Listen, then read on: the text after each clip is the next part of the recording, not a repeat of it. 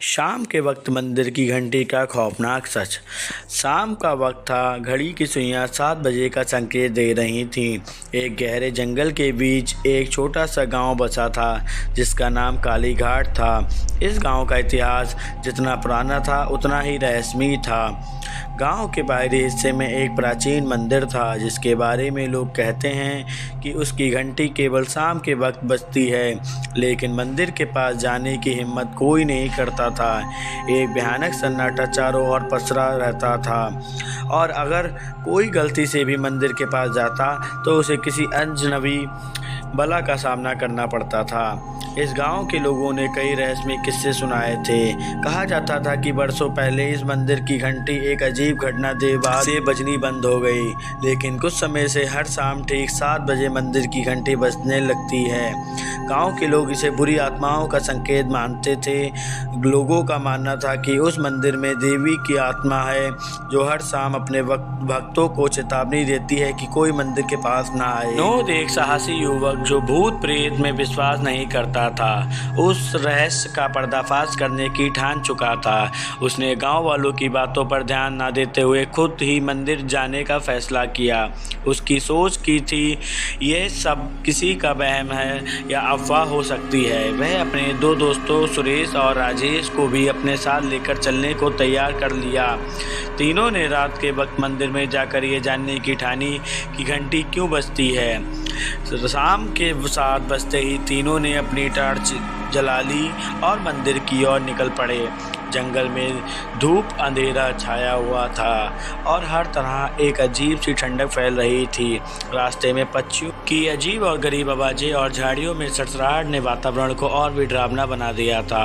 मंदिर तक पहुंचने में उन्हें करीब आधा घंटा लगा। जैसे ही वे मंदिर के पास पहुंचे, विनोद ने एक अजीब सी घबराहट महसूस की, लेकिन उसने अपने मन को मजबूत किया और आगे बढ़ता रहा। मंदिर के अंदर का माहौल रहस्यमय था। दीवारों पर प्राचीन चित्र उकेरे हुए थे जो अजीब सी कहानियां बयान कर रहे थे और फिर एक भयानक आवाज़ ने सबकी सांसें रोक दी। मंदिर की घंटी खुद ब खुद बज उठी थी।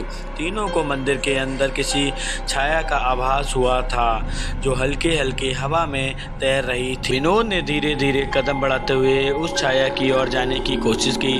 तभी सुरेश ने उसे रोका। विनोद, यहाँ से चलो, ये जगह अच्छी नहीं है। उसने अपने कदम वापस नहीं खींचे और छाया की ओर बढ़ता गया। जैसे ही उसने करीब जाकर टॉर्च की रोशनी उस छाया पर डाली तो वह दृश्य देखकर सबके होश उड़ गए। वह एक बूढ़ी महिला की छाया खड़ी थी जिसकी आंखें बेहद लाल थीं और चेहरा बेहद विकृत था।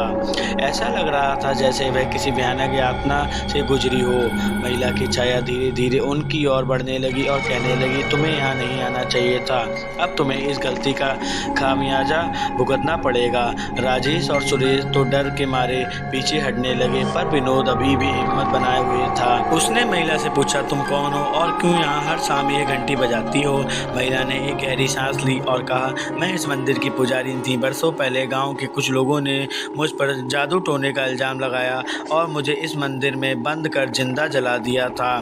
मेरी आत्मा को मुक्ति नहीं मिली। हर शाम ये घंटी मेरी आत्मा की पीड़ा का संकेत है।